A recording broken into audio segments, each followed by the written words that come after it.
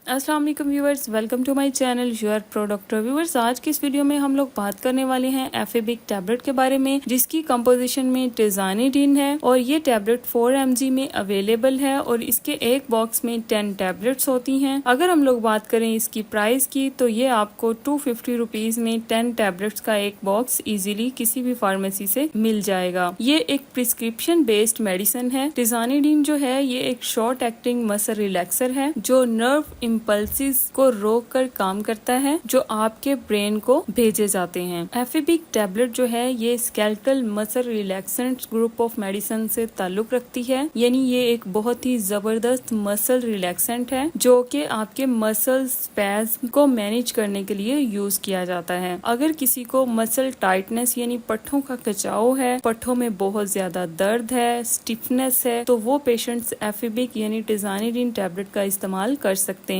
अगर किसी के कमर दर्द है, शोल्डर्स के पट्ठों का दर्द है यानी गर्दन और शोल्डर तक पट्ठों का खिंचाव है, तो वो पेशेंट्स भी टिजानिडीन यानी एफेबिक टैबलेट का इस्तेमाल जो है वो कर सकते हैं। वो पेशेंट्स जिनकी सर्जरी हुई है, जैसे for example herniated intervertebral disc की या फिर ओस्टियोआर्थराइटिस ऑफ द हिप वाले पेशेंट्स भी टिजानिडीन यानी एफेबिक टैबलेट का इस्तेमाल इजीली कर सकते हैं। और इसका इस्तेमाल किया जाता है मल्टीपल स्क्लेरोसिस में, degenerative spinal cord diseases, cerebrovascular accidents में भी इसका इस्तेमाल किया जाता है, सेरिब्रल पैल्सी में भी इसका इस्तेमाल इंतहाई मुफीद है। नेक्स्ट अगर हम लोग बात करें इसके साइड इफेक्ट्स की, तो इसके साइड इफेक्ट्स में सबसे पहले इसका इस्तेमाल करने से आपको ड्राउजीनेस की शिकायत देखने को मिल सकती है, डिजीनेस हो सकती है, आपका मुंह खुश्क हो सकता है, वीकनेस हो सकती है, टायर्डनेस फीलिंग आ सकती है, यूरिनरी ट्रैक इन्फेक्शंस की प्रॉब्लम भी हो सकती है, कॉन्स्टिपेशन हो सकती है, वॉमिटिंग हो सकती है, ट्रबल स्पीकिंग की शिकायत भी देखने को मिल सकती है। ये हो गए इसके साइड इफेक्ट्स। नेक्स्ट अगर हम लोग बात करें इसकी वार्निंग्स की, तो इसकी वार्निंग्स में सबसे पहले ये कि वो पेशेंट्स जिनको टिजानिडीन मेडिसिन से एलर्जी है यानी हाइपर सेंसिटिविटी है, तो वो पेशेंट्स इसका इस्तेमाल ना करें। प्रेगनेंसी और लैक्टेशन वाले पेशेंट्स जो हैं वो इस टैबलेट का इस्तेमाल करने से पहले अपने डॉक्टर से कंसल्ट करें। बेहतर यही है कि वो इन टैबलेट्स का इस्तेमाल ना करें। बच्चों में इसका यूज बिल्कुल भी नहीं किया जाता। हाइपोटेंशन यानी जिन लोगों का बीपी बहुत ज्यादा लो रहता है, तो वो लोग भी इस टैबलेट का इस्तेमाल ना करें तो ज्यादा बेहतर है। तो ये हो गई इसकी वार्निंग्स। नेक्स्ट अगर हम लोग बात करें इसकी डोजेज के बारे में, तो इसकी डोजेज में 4 mg वाली एक गोली आप हर 6 से 8 घंटे बाद ले सकते हैं अगर जरूरत है तो, या फिर जैसे आपको आपका डॉक्टर प्रिस्क्राइब करता है वैसे ही आप इन टैबलेट्स का इस्तेमाल करें तो वो ज्यादा बेहतर होगा। इसी के साथ ही हमारी आज की ये वीडियो खत्म होती है। अगर आपको वीडियो अच्छी लगी है, इंफॉर्मेटिव लगी है, तो मेरे चैनल योर प्रो डॉक्टर को सब्सक्राइब कर दें और बेल आइकन को प्रेस करना ना भूलिएगा। मिलते हैं अपनी नई वीडियो में, तब तक के लिए अल्लाह हाफिज।